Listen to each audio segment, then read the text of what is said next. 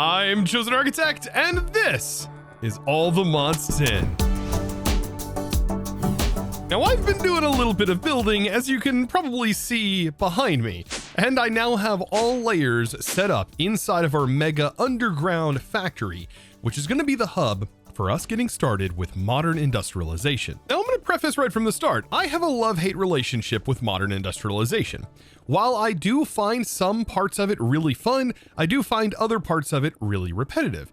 And so, what I'm going to try to do today is to jump from Steam into electricity all inside of one episode. Now, this is going to involve several shortcuts, and thankfully in this pack there's a lot of ways that we can technically shortcut things inside of this mod, which straight from the start we can make plates, and we don't have to use, for example, the plates from MI. There's a lot of other things that we don't necessarily have to worry about, which is going to be very helpful for getting into this. For example, bronze, right? We don't have to use the forge table to make bronze plates. No, we can just automate it. And we already have bronze produced, so we don't even have to mix bronze inside of the table either. Oh, and by the way, I am making bronze within mechanism. Now, another little speedrun strat that you can use is placing a forge inside of a trader from Easy Villagers, and you can create a MI villager. Yeah, it doesn't look like it changed or anything, but it is technically a MI villager, which is going to give us access to hammers. We can, for example, farm all kinds of stuff like tin in case we run out. But the cool thing is once you start using emeralds to fully unlock the trades, there's a chance that we can get some really nice trades that are going to help us early game. For example, when you get this guy to master, you can get access to drills. There's even motors, fire clay bricks, analog circuits, believe it or not. And in my opinion, one of my favorite trades, just a straight up steel upgrade kit. So now for the secret power here with these villagers, all you have to do is just place an interface connected to our system and just make sure this is providing constant emeralds. Like, that's going to be pretty straightforward. And this is going to send into some auto traders, and this should start to fill all the buffers. Once I put a speed upgrade in here with emeralds, we have tons of emeralds, so much automated. And then I'll just put all of these in here. And I just need to make sure that they are selected on their appropriate thing. For example, I want the motor here to be selected on motors, like that. And then, let's see, analog circuits, I'll put you at the end. Analog circuits all the way down here. And last but not least, those steel upgrades, which I definitely want. And we'll throw those right here. Look at that. It's just going to start producing. It's just going to continue to produce over time. And then we just need to make sure these are all set to up on a puller upgrade, and then just slap them on in. And so how are we going to link this to our system? Well, this is going to be the next step. You see the controller right there? I'm actually going to be using a controller to control all of our excess products that we produce, and I'm going to be using functional storage for this. And I think this is going to be a really good solution to all of our problems in the future. But to make this all work, well, I have to place in the max amount of range upgrades to be able to cover the entire area here. So with an empty hand, I can shift right click to open the interface, and I'm going to be using the max netherite upgrades. And this, believe it or not, will grant us the perfect size to cover this entire area all the way down to ground level. And so with a simple storage bus placed right down here, I can run a cable connected right to this into our chain, only using 17 channels, because last episode I showed how I have all of the P2Ps set up, and this is now connected. Now I probably want to make sure that this also has a higher priority than all of our disks. We don't want anything else going in here. I'm gonna set it to 5 because I think we have 10 for almost everything else. And then we just need to link these drawers in after making sure they are locked, because locking them is kind of important. And as soon as I do, all of these are now going to show up. We definitely did not have these circuits in here. So if we go to modern industrialization, we can now see all of our analog circuits right inside. Let's go ahead and pull all of them out. We can see it's now 0.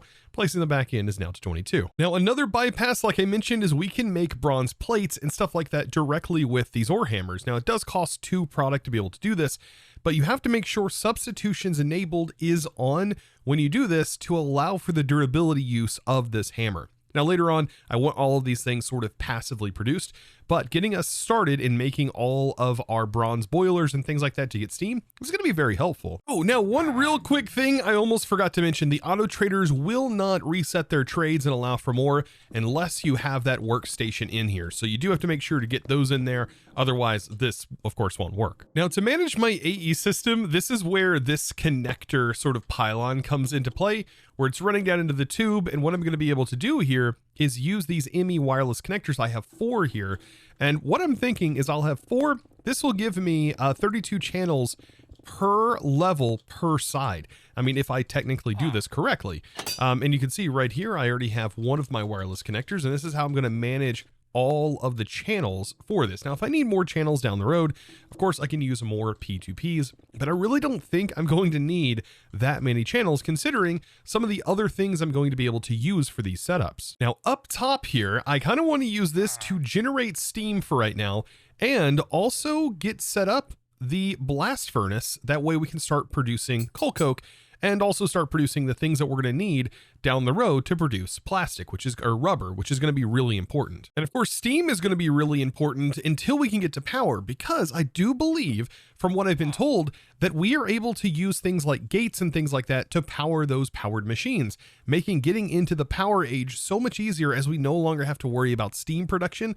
We can just simply kind of transition directly into using our current FE power to create that EU. So now let's go ahead and get down a couple of boilers. So I have some boilers that I'm going to place on this side, boilers I'm going to place over here.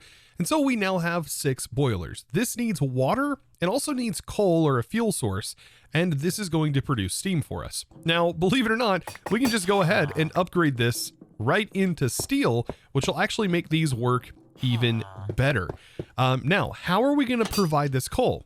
Well, I actually have kind of an interesting solution for this, and it is an infinite coal fuel source. Now, alternatively, if you don't want to do this, you can just use some of the coal that we're producing from our giant ore farm. And if we go into modern, you can see I have tons of this lignite coal, and that works perfectly fine. But I'm going to be doing something a little bit different. Instead, I'm actually going to be using a rainbow furnace. Now, hold on a second. So how exactly am I going to use a rainbow furnace here? Well, let's go ahead and craft one real quick, shall we? And voila, now I have myself a rainbow furnace. But yes, this still I haven't really explained, right, how I'm going to use this.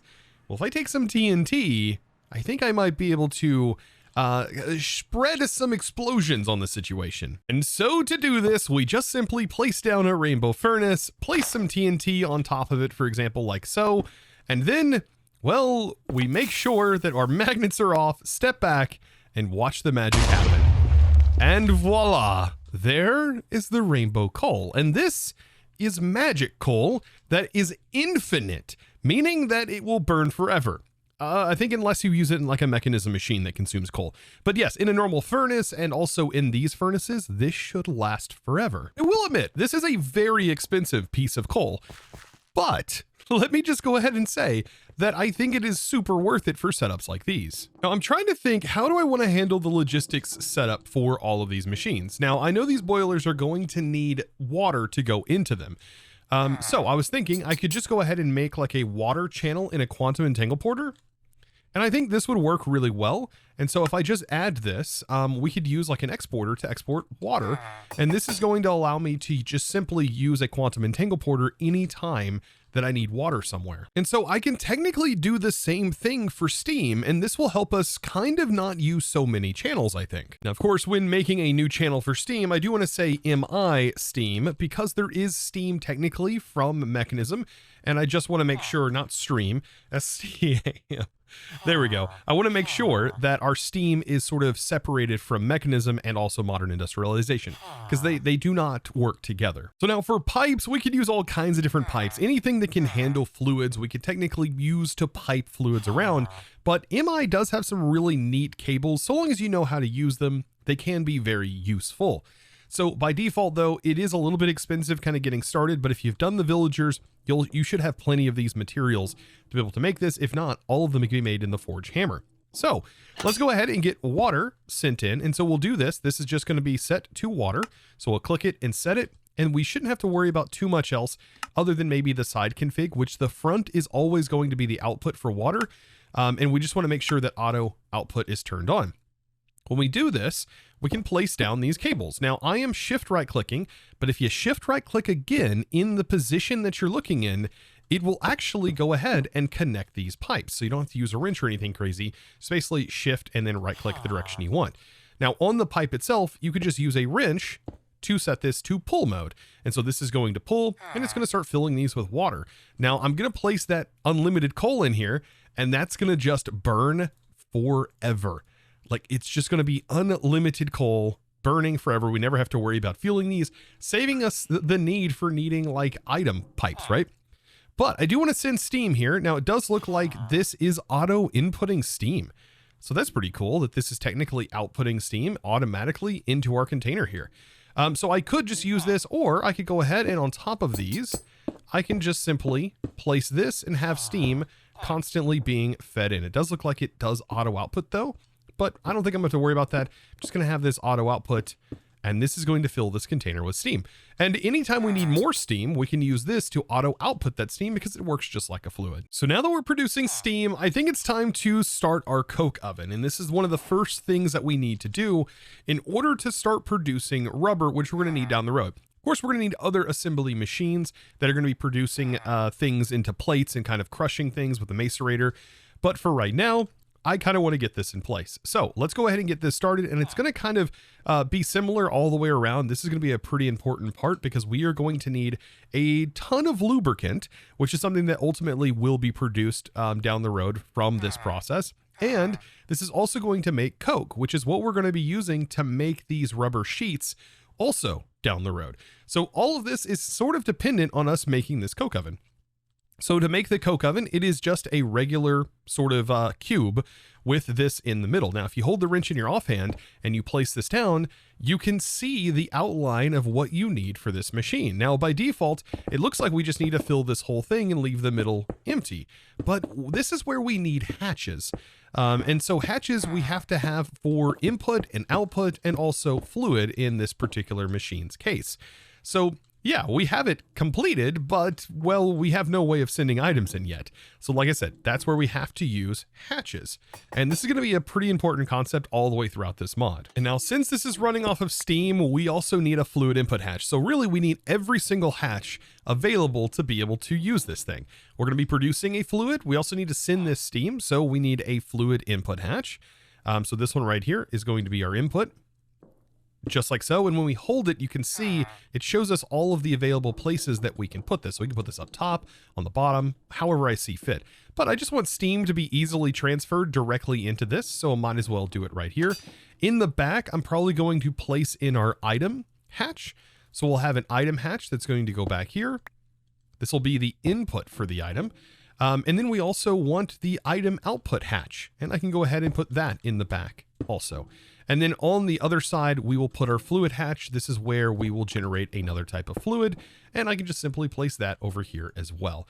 These all have auto outputs, by the way, and the outside face that you want it to go to can be controlled with our wrench.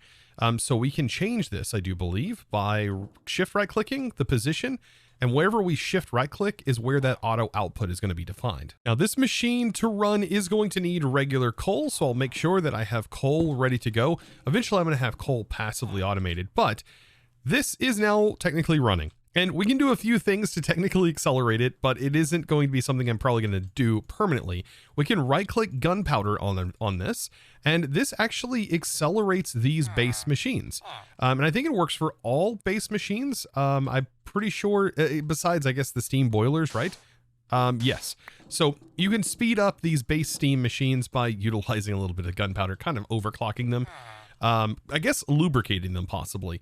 But there we go. You can see it gives us a duration time for that overclock. And I guess here is where I'm going to start utilizing some of the auto output functionality and start using this with the drawers. So we have our fluid eject. We're going to make sure that is enabled, and it has creosote here. And I can place, I think, a fluid drawer. This should auto output.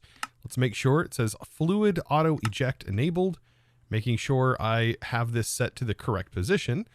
There we go. Let's grab a bucket. I think I might need to define the bucket before it will start automatically putting it in. And we can pick up this fluid like so. And then when I put this in, is it going to auto push? It's not auto pushing. It should though. I think I had it set to the wrong button. It needs to be set to fluid auto eject enabled. I was reading the click to disable section. Yeah, there we go. So this should definitely push. And perfect. So now it is sending that automatically. And then on the back here, I want to go ahead and have my item set up the same way. So we need to make sure that is enabled. If we see the border, we know we're good. And this is going to start sending out the Coke into these drawers. And this is where I can just simply lock these drawers now. And let's see. Oh, that has creosote in it too. Uh-oh. I think I ended up putting too much inside and I swapped into 2 drawers. But anyways, I'll go ahead and link these now. And they are now ready to go, and make sure I have them locked up. And we can use these now inside of our applied energistics system. Now I'm thinking I might be able to process all of this directly right here in this space. And that also includes the fluids, thanks to the drawers, because I can use the drawer with a pusher upgrade to push up. And this is going to allow us to send our Coke directly up. So into the utility, it'll place this inside of here. And now I can set the top to the output, have it be auto eject, just like that. And then I can have that sent into a mixer. And this is going to allow us to start making this stuff right here, which is called synthetic oil. Now we are going to need water, which is another product that we're going to need in here. But yeah, once this all is connected up and we have steam and we also convert them into steel, this is going to work just fine in producing the synthetic material that we're going to need for our next steps. Now, honestly, same goes for the other side right here where we just need a mixer and some redstone. So I can grab another mixer and we can do 2 steps in one. And if I place this here, we should be able to receive the steam, which I can pipe in from the top or what have you. But yeah, I can also use a pusher to push fluids too. I would assume this works just as well. So we'll have this push up, and that's going to take the fluids and send that into here. And so this is where a few things are going to have to change, right? We can now take these fluid pipes and we can dye them other colors. And I think if we're going to send water, I think changing it to a blue pipe is probably going to be a good idea. And we can do something like this and we can get ourselves a blue fluid pipe. And we can have up to 3 different pipes all in one section. So that means that I can extend a pipe to give steam, for example, to this machine. And we can continue to have this routed in like so. And we can also add this. So now all of these machines are receiving steam. Technically, this doesn't need to be routed like that. So I'll go ahead and I'll just add it like this. But we can go ahead and tap in here with another cable. And this means we can now have 3 separate cables all in one block space. And this is going to be kind of necessary. I think right here, I'm going to tap this in to the top of this machine. And I need to feed this water to do its conversion. And so we'll grab our wrench and we'll set that to pull, and you can see this machine has now kicked on. And technically you can even filter this if you really wanted to. And so this is now pulling the water. If we go ahead and throw in some item pipes onto this and we get that even connected into here, we can connect these items like so into this. And if we flip this to pull, and we basically set this to extract any. So by default, it's set to whitelist mode. If we set this to blacklist mode, it should just start extracting everything. And same for this. And that should start sending the redstone in here. But in reality, you would probably want to filter this to redstone and also filter this side to redstone. And then it'll just start sending the items. But in this little convenient setup, we don't have to worry about anything. And notice it's just producing now lubricant. Now this synthetic oil is actually going to be passed on into the next area. And the only one I really need to worry about where it's exporting to is going to be this one, which I'll make sure to set that and make sure the fluid is auto ejecting out to this side. And we can have that go directly into here. And lubricant's going to be kind of important, and we're going to be utilizing this quite a bit. Now, I can't believe this, but we already have the ability to set up our steam blast furnace. So yet again, we'll place this down. I am going to leave 3 blocks in between this, and I'm going to be placing this one right here.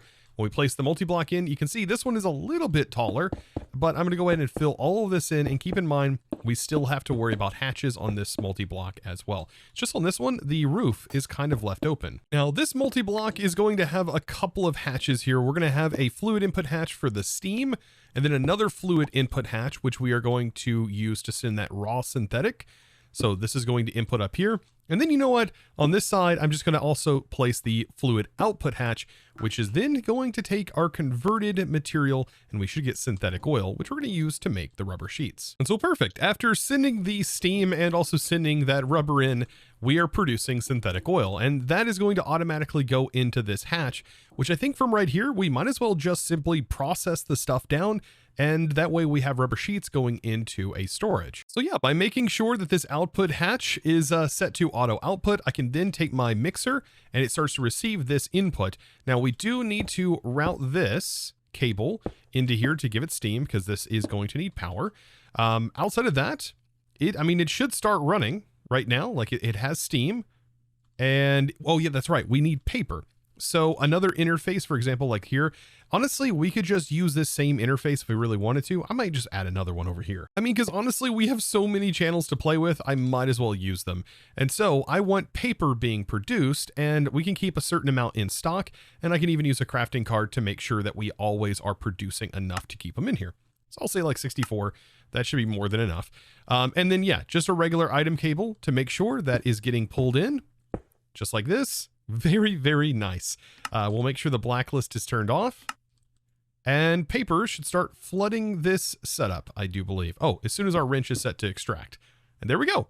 So now we're producing rubber sheets, and then steel, just making sure we upgrade this machine. Voila. Set the bottom of this to output, and then go ahead and place a storage and make sure auto output is enabled. Actually, auto output for items is enabled, and voila. So now we're about to do some interesting skips now that I've got that rubber set up. So basically, now that we have the rubber, we can almost jump directly in to the basic machine hole. And once we have this, we are already into the electric machines, which is great, meaning things are going to get faster a lot quicker. But there's technically a couple of things holding us back from doing this. We're going to need some tin rotors for some things, not everything, but the electric mixer does need it, meaning we need to process some tin components. And we also need this alloy right here, which is the battery alloy ingot, which requires some antimony and also some lead. Now, this is going to be used to make a redstone battery, meaning we also need to process all of its components down to at least be able to craft that redstone battery. And then we also need some Invar. Now, Invar can be made very, very easily with an alloy smelter, and we can just simply send the 2 iron and 1 nickel into our alloyer and just let it do its thing. But you know what? It would probably be a good idea to make Invar seeds for this exact operation. And so now this is honestly one of my favorite parts of this mod, and that is sort of sequencing our machines. Now, if we want to make things like the plates, for example, we need to think about this backwards. What do we need to make plates? Well, we're going to need to compress down ingots. So up here we have our alloy smelter that is producing that battery alloy with the antimony and the lead. And then I have an exporter up here that is scheduling the round robin mode. So it's going this, and then it just keeps looping that back and forth when it sends the items. And then we think about this backwards, right? And then we end up with our chain down here. And so I do want to separate these because we are going to need both, right? If we take a look at the battery that we're going to need to move forward, we're going to need the battery alloy plates, and we're also going to need these curved plates. Now, the values of these I'm not too concerned about just yet, but essentially I want both of them. And to make sure we're generating them both passively, it's like having a chain of them, much like this. And same goes for here. We have a steel bending machine that is producing these, and down here, this is making the plates yet again. It's the same as this up top, but it adds an extra step, right? And so we're making the bending. Then we're also going to need a ton of tin wire, like all of these individual components. And this introduces that new steel wire mill. And the wire mill, we actually needed a new component, which was the Invar, right? But we're not making the Invar inside of the alloy smelter, which is funny because the alloy smelter itself required Invar. Thankfully, we have all of these ways of kind of bypassing stuff, right? Because of the way this pack is set up. And so because of this, we're going to have a lot of little shortcuts that make getting through this mod a whole lot faster. And that's what I'm finding to be actually pretty nice. And I was a little bit worried about this. So it does make the progression getting into electric so much quicker. Like I would say within like an hour and a half or so, I have really progressed quite far, quite quickly into this mod, considering the last time I played through this mod, it took me significantly longer to get even close to this point. And so you may be wondering what's on this side, and honestly, it's just an exact copy of right here, just so we're doubling the amount that we're producing, and things like this are probably going to need to be doubled up. Some things may need to be produced faster and so on and so forth. We can also accelerate these. However, I'm not worried about that just yet. If we need to accelerate them, of course we always can. But I think at this point, we are able to now make a basic machine hull, like believe it or not. So all we have to do is make the tin cable recipe, which you can see right here, does use some rubber. We don't have an assembler just yet. Like this will be something that we work on here soon. But we now have the ability to at least get into the electric age. And this all happened very, very quickly, mind you. And then we also need to take those cables, right? And we also need to make our battery. And I mean, that's basically everything we need. And like analog circuits, we don't even have to worry about that. Who cares about analog circuits and producing all of that craziness when we literally can make more villagers that just generate them infinitely? So yes, don't worry about that whole beginner stage. It's honestly kind of a mess, and things should be a lot more smoother sailing because of that, villager. But here we go. I think we are now ready to craft a basic machine hull. Like this is very, very nice. Like it should craft almost instantly, and perfect. We are now technically in the electric age. So what is my first electric machine setup that I want to do? I think I might want to set up the bronze curved plates, since this is used to make a ton of the pipes and cables and stuff. So yeah, let's go ahead and set those up. And to do this, we are going to take bronze. I want to turn it into bronze sheets. And then I want to put it through a rolling mill, and notice we have, a bending machine, and we have an electric version of it. So I do have to make pistons, but we have motors that are coming from our villagers as well. Just even more basic components like that take a lot to craft that we just get given for free. I love this. Now, honestly, as if this wasn't crazy enough, technically, we do have access to the advanced machine casing because aluminum plates have been sort of set up in a way where all aluminum works the same. So we don't have to go through that really awful process of making bauxite and converting it. Technically, we have direct access to aluminum right from the start, but we're still going to have to do some other stuff for byproducts and things like that. But just keep that in mind, that aluminum is going to be a very nice process as well. And so now's the time, like I said, to sort of start passively crafting a lot of different components. And so this is something that I wanted to use this bottom area down here for, so that way we can set up the passive production of a lot of individual components for all of our different types of materials. But like I said, let's go up here first and let's go ahead and get our first electric machine up and running. So now this is the part that I'm sure you have been interested to see, and also I have been interested to find out. And that is, can we use gates to power this? Can we use FE power to send this EU? And notice you 100% can. And that is honestly huge and makes this whole process so much nicer, as we don't have to worry about the whole steam part of the entire progression. This just makes it so much nicer. So now we have our machines set up, ready to go. I can go ahead and set my outputs. I like to click the middle and then make sure it is facing downwards, and then just auto export.